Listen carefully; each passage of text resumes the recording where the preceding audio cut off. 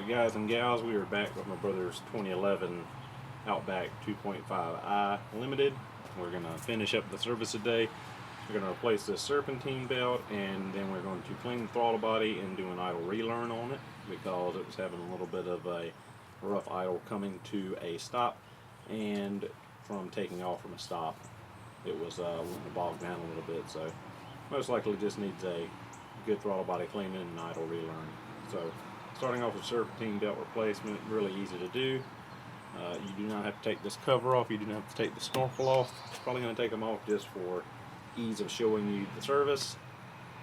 All you really need is a long 15mm wrench or a 15mm ratchet, as I have here, with a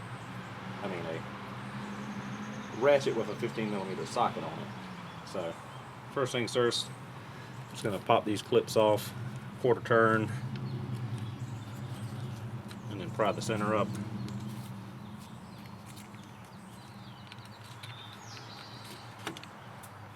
And this cover comes off just like so.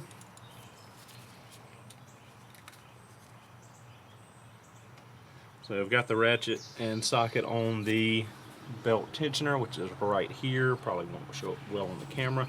All you do is turn it like so.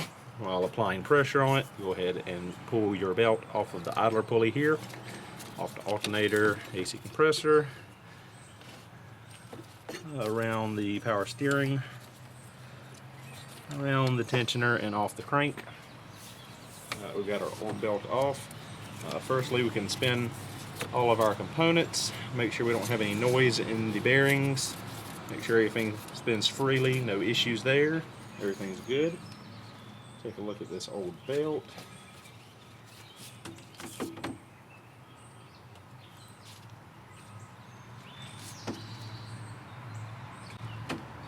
don't know if that's going to come through, but lots of cracks, really deep grooves there on the belt. Been past time to replace this belt. All the writing on the back is gone, so we've got our new Subaru OE serpentine belt here. I believe it was 20 bucks or so, 25 bucks maybe on Amazon from SubaruParts.com. Compare our new and old belt for length. There are two different belts, and I really hope I ordered the right one, because that would suck if I didn't.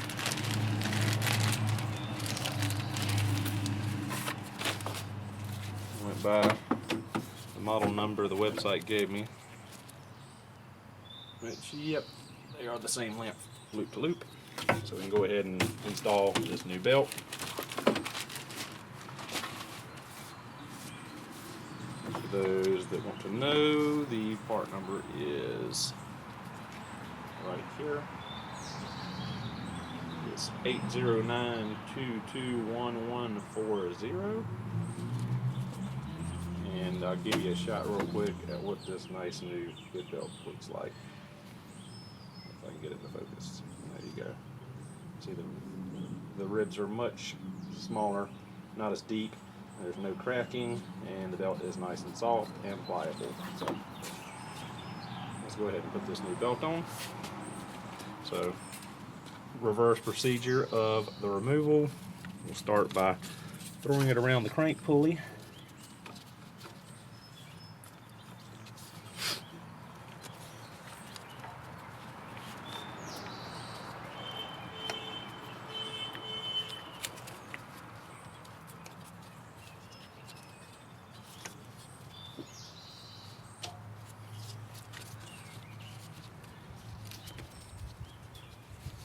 This over the tensioner, go around our power steering pump,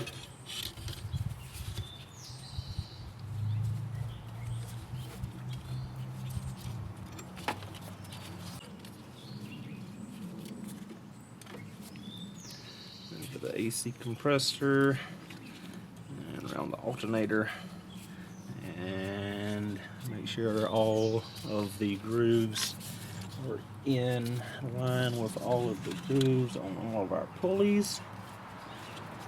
Everything is lined up correctly, so we leave our slack right here at our smooth idler. So we'll take our ratchet, turn our tensioner, and guide our belt onto the last pulley. Once everything's nice and square, make sure again that the grooves are all lined up on the belt and pulley, and we can remove our ratchet and socket, and our new belt is installed and properly tensioned because of the automatic belt tensioner. So all good to go there. Now that we've got that done, we can go ahead and pop our cover back on.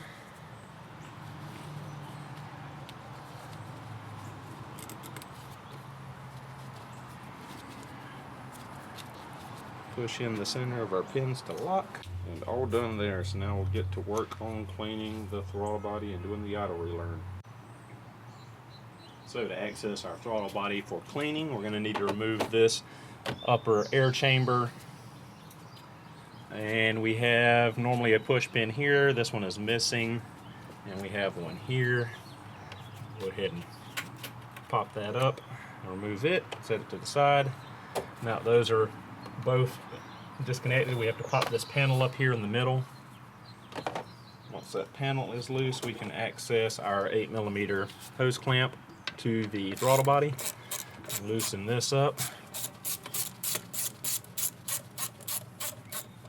Once we have that loose, there's an 8mm hose clamp here.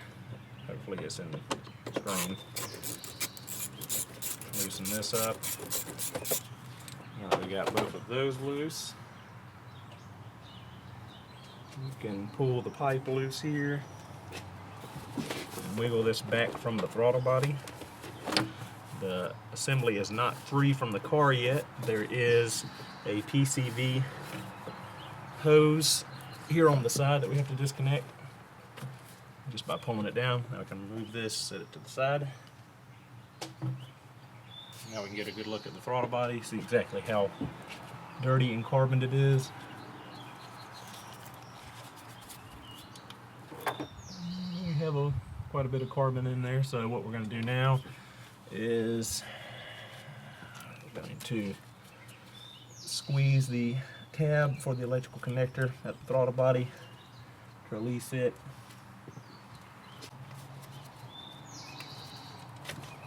Unplug the throttle body, and I believe this throttle body has coolant run through it. No, it does not. It's actually on the base part of the throttle body, so we should be able to unbolt this throttle body and remove it from the car without any coolant lines being capped off or removed. So pretty sure it's 10mm. And it is, so we got four 10mm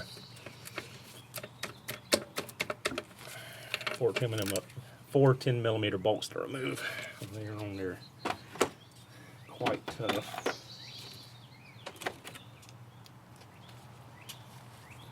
There we go.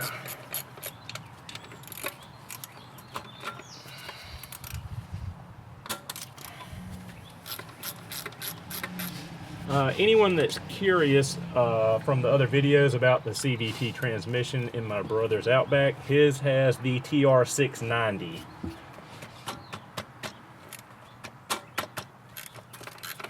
Which I can see now that I've got this apart.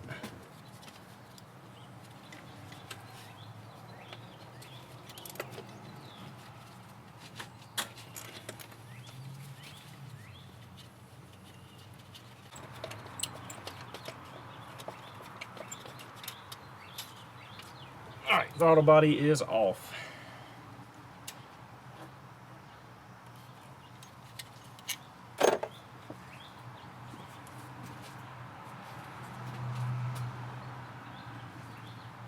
Now that we've got the throttle body off, we can see there's quite a bit of carbon buildup in here. And this is where it matters, is against the edge of the throttle blade and the bore. Because as that builds up, it effectively cuts down on the amount of air that can enter the engine at idle, which the park position of this blade does not completely close off the air flow. So that's where we want to focus on cleaning, is right up here around the edges, all the way around, and get all this gunk off the blade edge, off the edge of the blade, and off the face. Not so much, it doesn't really affect anything, but might as well clean it up while we're in here. So So as far as the actual cleaning goes, all you really need is some brake parts cleaner or throttle body cleaner, carb cleaner, anything of that nature. A nice nylon bristled brush along with the brake parts cleaner to agitate all the carbon and help break it up with the cleaner, and a rag for your cleanup once you're done. It's fairly simple, fairly self-explanatory. Just spray some cleaner on your brush, work it in to dissolve that carbon, and wipe it away with the rag. Pretty simple. So I'm going to go ahead and do the cleaning, and I'll come back and show you the results, and we'll get ready to put it back on the car. Alright, here is our finished result from the cleaning. There is some staining on the throttle body. That's what that goldish color is. That's just from oil staining. But the main part was getting clean around the edges of the blade here and in the bore. So we've got that accomplished. That's the main issue that arises, is that becomes carbon and restricts the airflow at idle. So when we get that done, we can bolt it back on the car and get ready to do this relearn. Put our gasket in place, put our throttle body up here, and throw our 4 bolts in. These Outbacks use a metal gasket, which is usually fine to reuse, but you may want to pick up a new gasket from the dealership before starting this, just because sometimes they're in poor shape, or they're got a lot of miles on them, they just don't still back up. So always good to have a new gasket on hand just in case. Never hurts to go ahead and just replace it while you're doing the service, but just a little heads up.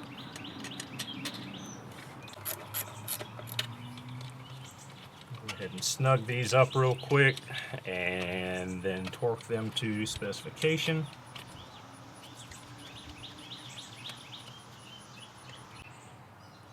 Alright, specification for our throttle body is 8 Newton meters or 5.9 foot-pounds.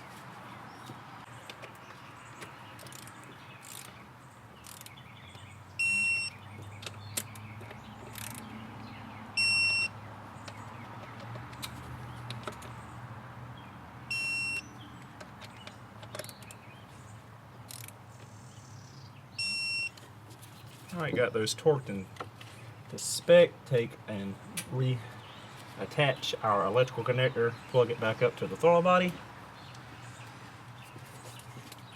Air inlet, hook up the PCV hose.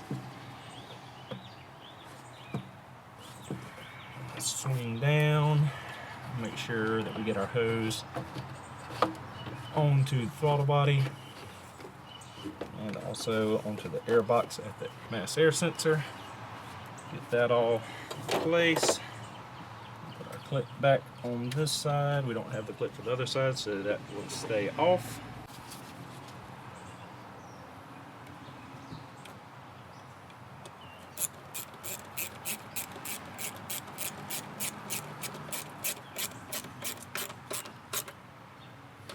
Get it nice and snug. We don't want any air leaks there. Make sure that's all good to go. Pop the access cover back into place. Hold tight the hose at the mass air sensor, and then tighten it back down as well.